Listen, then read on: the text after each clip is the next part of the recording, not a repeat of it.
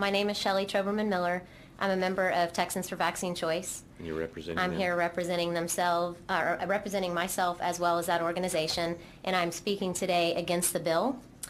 Just to give you brief background, I'm a local attorney. I practice primarily criminal law, but we also have a part of our practice is also vaccine injury, so I have some interest in it on that front as well.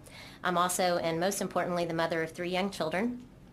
And I'm speaking today on a different part of the bill than what we've heard of or heard about so far. So I don't know if that makes you happy or not happy, but it's a little more technical and it's on a different section. So today I wanted to address some serious concerns that I had about the report required in Section 1 of the bill that amends part of the current Health and Safety Code.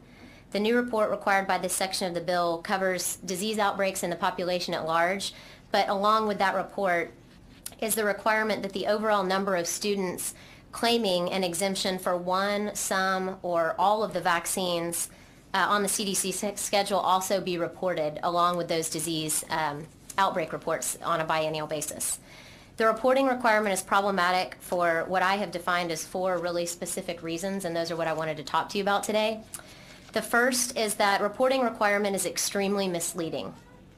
The de-identified exemption information that the report requires is just an overall number of students claiming an exemption for one, some, or all of the vaccines. In other words, it doesn't tease it down to the specific exemption level, not in this part of the bill. The second part of the bill teases it down more specifically, but in this part of the bill it just says that we're going to produce this biennial report about disease outbreaks, and in conjunction with that, we will also report on the number of students claiming one of these exemptions. So we'll use hepatitis B as an example. I know that's been used ad nauseum at this point, but let's say a parent opts out of just 1 dose of hepatitis B at birth, so they're utilizing an exemption, but that will get reported in this report alongside the report about a mumps outbreak, for example.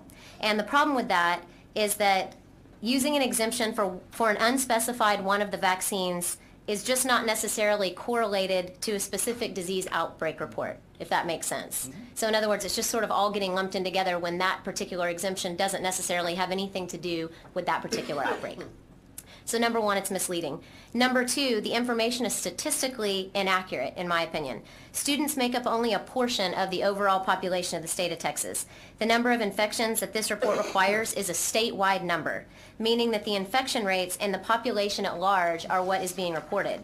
Since we're only really tracking the immunization status of students, and there's been other talk here today about the fact that there's obviously other people related to the schools in addition to people in the population at large, it makes up only a small portion of the overall population. So this number is an attempt at a statistically inaccurate correlation between exemption use and disease outbreak.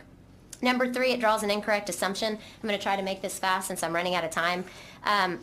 Rebecca handed you a summary list of studies that talk about, and Mr. Zedler has talked a lot about current outbreaks seem to have occurred, or a lot of them have occurred in highly vaccinated populations.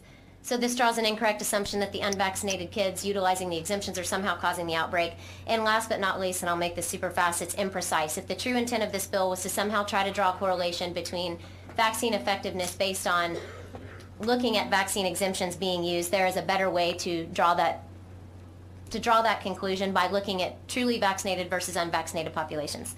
In summary, the report required by this bill, in my opinion, is misleading, statistically inaccurate, makes an inaccurate assumption about disease outbreaks in Texas, and therefore I'm here today to urge you to vote against the bill.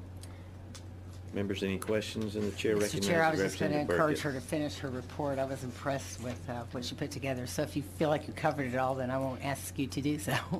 Well, I guess I'll direct that back at you. Does it make sense? I mean, it's kind of 4 main points, and I rushed through the end of it, but I feel like each point is really important. So if you had any specific questions, I'd be happy to address it. No, I appreciate how you put it together. I wanted to hear it all, so I think you did well. Thank you. Thank you. I appreciate all of your time. Good night. Thank you for your testimony.